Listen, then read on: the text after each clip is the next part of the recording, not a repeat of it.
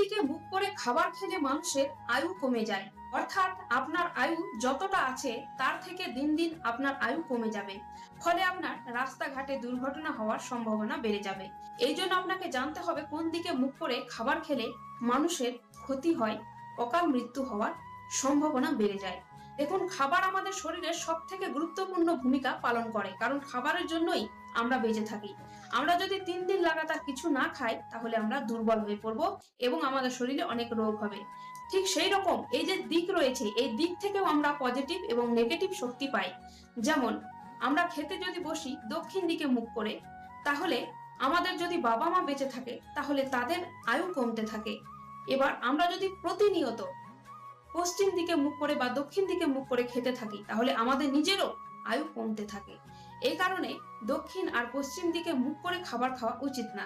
আমরা যদি উত্তর দিকে মুখ করে খাবার খাই